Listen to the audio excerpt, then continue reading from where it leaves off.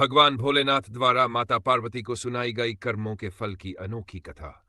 भूमिका संपूर्ण सृष्टि कर्मों के सिद्धांत पर आधारित है। व्यक्ति जो भी कर्म करता है उसका फल उसे अवश्य मिलता है, चाहे वह शुभ हो या अशुभ। इसी गूढ़ सत्य को समझाने के लिए भगवान भोलेनाथ ने माता पार्वती को एक अत्यंत रोचक और प्रेरणादायक कथा सुनाई। यह कथा न केवल मानव जीवन को दिशा देने वाली है, बल्कि यह भी स्पष्ट करती है कि कर्मों का प्रभाव जन्म जन्मांतर तक बना रहता है। आइए इस दिव्य कथा का विस्तार पूर्वक वर्णन करें। माता पार्वती का जिज्ञासु प्रश्न। एक बार कैलाश पर्वत पर माता पार्वती भगवान शिव के साथ बैठी थी। वातावरण दिव्यता से परिपूर्ण था। मंद मंद वायु बह रही थी और नंदी, भृंगी आदि गण शिव की सेवा में तत्पर थे।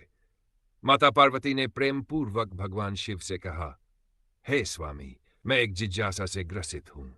संसार में मनुष्य अनेक प्रकार के कर्म करता है। कुछ शुभ होते हैं तो कुछ अशुभ।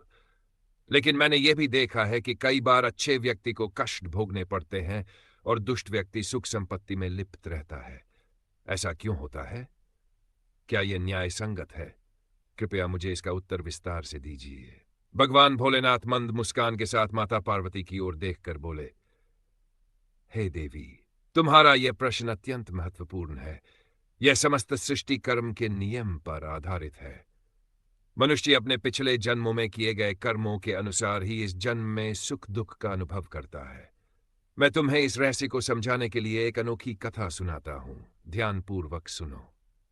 एक राजा और एक गरीब ब्राह्मण की कथा। पुरातन काल में काशी नगरी में एक धर्मपरायण राजा राज्य करता था। वह अत्यंत न्यायप्रिय और दयालु था। उसके राज्य में प्रजा सुखी थी, अन्न धन की कोई कमी नहीं थी और चारों ओर धार्मिक वातावरण बना रहता था। वहीं दूसरी ओर उसी नगर में एक गरीब ब्राह्मण भी रहता था। वह अत्यंत सात्विक और धर्मपरायण था। सदैव शिव उपासना में लीन रहता था और भिक्षा मांगकर अपना जीवन यापन करता था। किंतु दुर्भाग्यवश उसे अत्यंत कष्टों का सामना करना पड़ रहा था।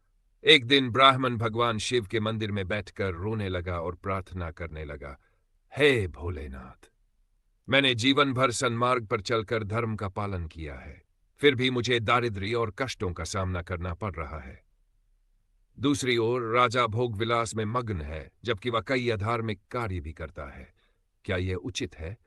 कृपया मुझे इस रहस्य को समझाइए। उसकी श्रद्धा से प्रसन्न होकर वह शिव प्रकट हुए और बोले, हे वत्स, मैं तुम्हारी जिज्ञासा का समाधान करूंगा।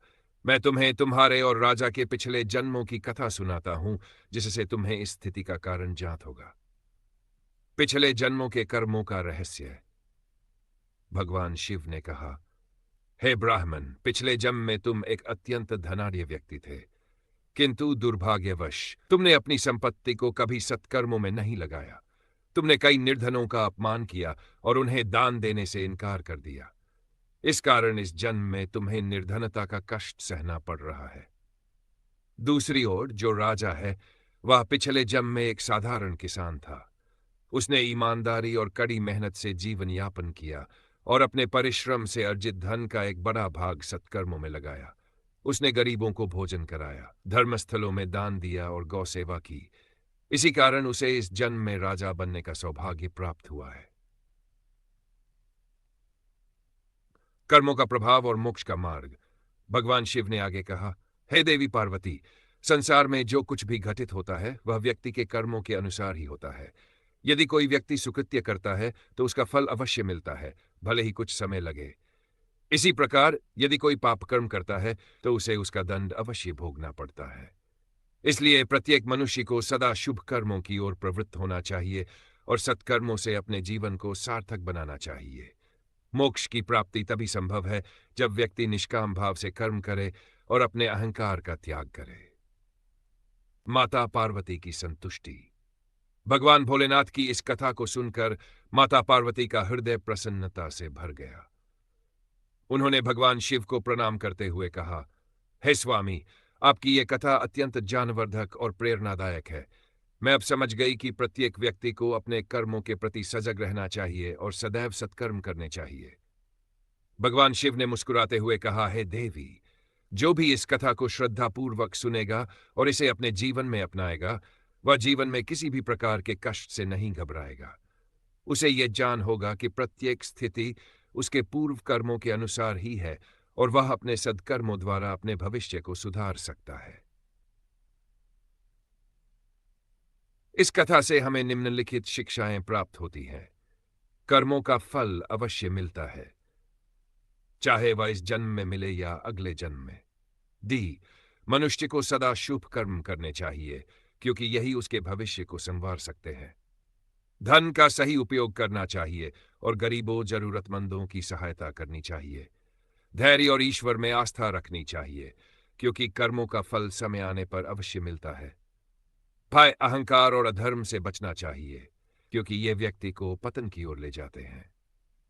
भगवान भोलेनाथ द्वारा माता पार्वती को सुनाई गई ये कथा अत्यंत महत्वपूर्ण है। ये हमें सिखाती है कि हम अपने कर्मों के प्रति जागरूक रहें और जीवन में कोई भी कार्य सोच समझ कर करें।